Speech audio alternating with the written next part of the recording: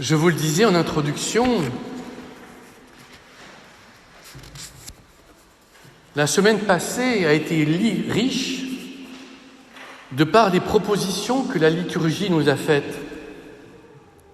Ainsi, par exemple, dimanche dernier, nous avons vécu la fête du Saint-Sacrement, du corps et du sang du Christ.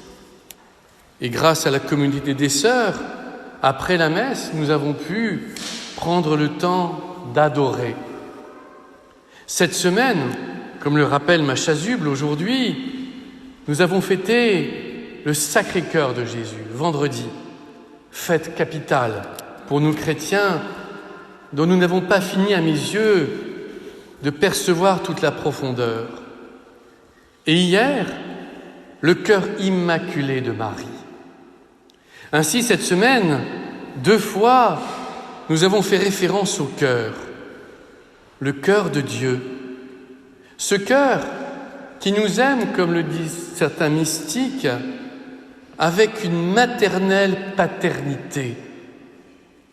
Ce cœur de Marie qui gardait tout en son cœur, qui entretenait tout ce qu'elle entendait, tout ce qu'elle voyait de la part de son Fils.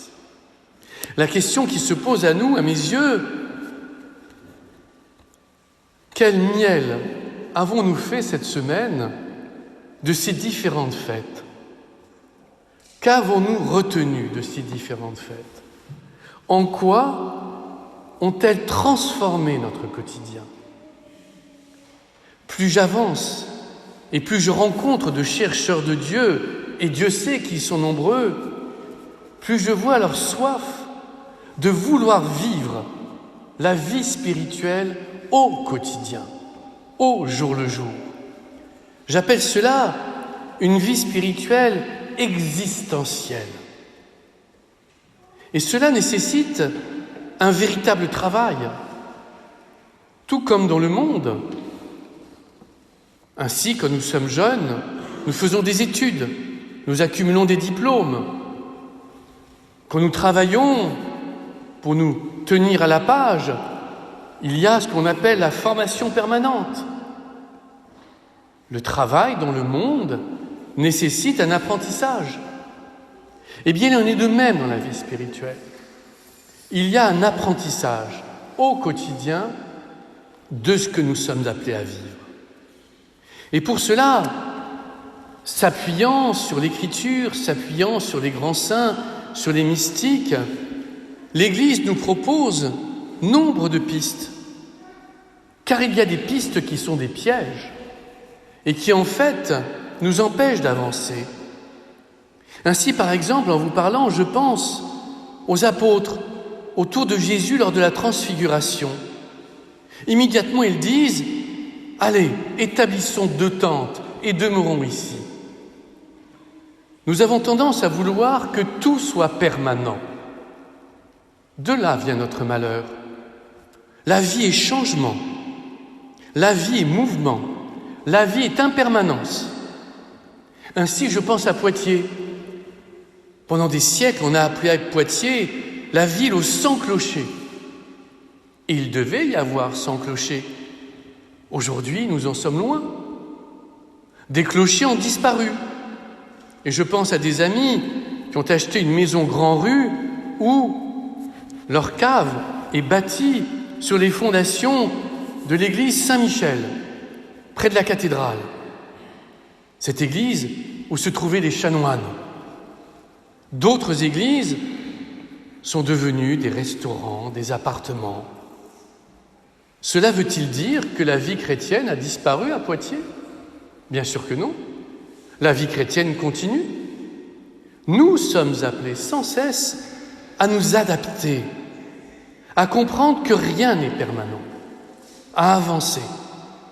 Ainsi, nous prêtres, nous bougeons régulièrement de lieu, parce que justement, nous ne devons pas rester prisonniers d'une mission. Nous sommes appelés sans cesse à nous renouveler, et c'est un bien. Le Christ aussi nous donne des pistes. Ainsi, quand dans une synagogue, sa parole n'a pas été entendue, il n'a pas cherché à rester. Il est parti pour l'annoncer ailleurs. Oui, la vie spirituelle est mouvement. La vie chrétienne est mouvement. Et si l'Église demeure aujourd'hui, c'est que justement, elle a accepté ce mouvement qui garde des points de repère que nous vivons justement dans cette démarche. Premier point de repère aujourd'hui donné par Paul, nous cheminons dans la foi. Capital. Restez proche de la foi. Et c'est pourquoi tout à l'heure, ensemble, nous proclamerons la même foi, le credo, que l'on proclame depuis de nombreux siècles dans notre Église. Autre point de repère que nous vivons dans le mouvement, c'est la confiance. Ce n'est pas parce que les choses changent que tout s'effondre. Bien sûr que non. Nous avons confiance. Parce que nous savons que Dieu est toujours le plus fort. Autre point de repère donné par Paul aujourd'hui, capital à mes yeux, c'est de comprendre que toutes nos pensées, toutes nos paroles, toutes nos actions doivent plaire à Dieu. C'est ce qui est écrit, c'est la boussole. Ainsi, par exemple, si le matin, nous pouvions nous réveiller en nous disant « Ah, je souhaite que cette journée, tout ce que je vais faire, tout ce que je vais penser, tout ce que je vais dire plaise à Dieu. » Si nous pouvions, au milieu de la journée, nous interroger « Et ce matin, est-ce que j'ai été conforme à cette direction ?» et le soir, faire le bilan pour le lendemain. Vous le voyez, la vie spirituelle n'a rien d'éthéré. Elle est concrète. Et elle nous aide à vivre sur cette terre en perpétuel mouvement. Une autre leçon nous est donnée par le Christ dans l'Évangile. Avec cet homme qui jette la semence et qui constate que nuit et jour, qu'il dorme ou qu'il se lève, elle germe et grandit. On voit là l'effort de l'homme, la grâce de Dieu. L'homme jette la semence en terre. Il est fondamental qu'il le fasse. S'il laissait la semence dans son sac, rien ne pourrait pousser. C'est l'effort de l'homme. Par contre, la croissance ne lui appartient pas. Elle appartient à Dieu. Et nous avons, dans un geste de confiance infinie, à faire confiance à Dieu. C'est lui qui permet que les choses germent et grandissent. C'est lui qui permet que la semence produise du fruit. Même si nous, comme cet homme dans l'Évangile, constate qu'il ne sait comment cela s'opère. Mais là aussi, l'homme arrive de nouveau pour faire la moisson. Sinon, tout pourrirait sur place. La vie spirituelle est cet échange merveilleux entre Dieu et l'homme, entre l'effort que nous faisons et sa grâce. Je le dis souvent, la vie spirituelle est comparable à un oiseau qui s'envole dans le ciel. Un oiseau a deux ailes, comme la vie spirituelle, la grâce et l'effort. Avec une seule aile, il ne pourrait pas s'envoler vers le ciel.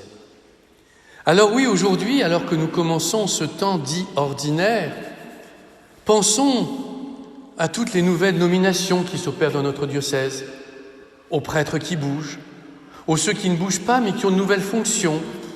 Et je pense, bien entendu, aujourd'hui, plus particulièrement au père Philippe Gentil, qui a été curé de Saint-Benoît, qui est actuellement curé de la paroisse de la Trinité et qui vient d'être nommé par notre archevêque vicaire général avec le père Fabrice Giret.